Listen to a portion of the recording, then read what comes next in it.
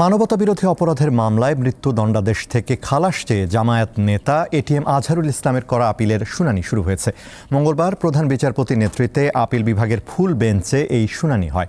এতে আজহারুলের আইনজীবী বলেন, মামলার সাক্ষ্য প্রমাণ নিয়ে প্রশ্ন থাকার পরও রাজনৈতিক উদ্দেশ্যে সাজা দেওয়া হয়েছে।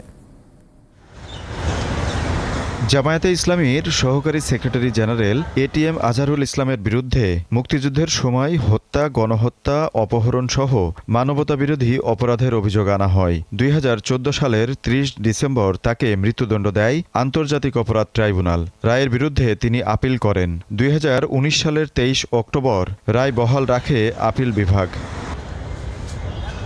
ওই রায় রিভিউ চেয়ে আবেদন করা হলে তা শুনানির জন্য দীর্ঘ অপেক্ষায় থাকে। গত বছরের 5 আগস্ট আওয়ামী লীগ সরকারের পতনের পর আবেদন নিষ্পত্তির উদ্যোগ নেন আসামি পক্ষের আইনজীবীরা। কয়েক দফা পিছিয়ে মঙ্গলবার শুনানি শুরু হয়। এতে আপিলকারীর আইনজীবী রায় নিয়ে প্রশ্ন তোলেন। কোনো যন্ত্র ছাড়া 6 কিলোমিটার দূর থেকে কোনো মানুষ দেখতে পারে কোনো মানুষ ট্রেন থেকে নেমেছে কিনা, কাউকে গুলি করেছে কিনা, কাউকে অ্যাটাক করেছে কিনা, অথচ আগে কোনোদিন চিনে না, জীবনে কোনোদিন দেখা হয় নাই, ওই দিনেই প্রথম 6 কিলোমিটার দূর থেকে আইডেন্টিফাই করে ফেলে। তিনি দাবি করেন, ট্রাইব্যুনালের রায়ে আন্তর্জাতিক আইন অনুসরণ করা হয়নি। আন্তর্জাতিক আইনের প্রযোজ্যতা হবে না এই মর্মে আপিল বিভাগ আগে রায় দিয়েছেন জনাব কাদের মোল্লার মামলায়।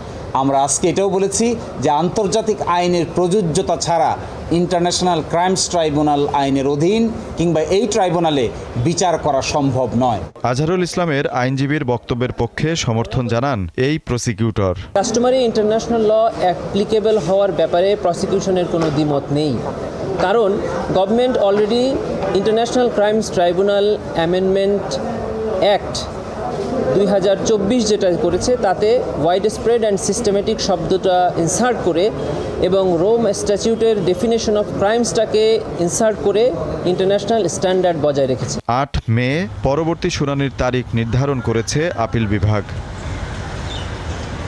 আজিজুল ইসলাম, দীপ্ত সংবাদ, ঢাকা।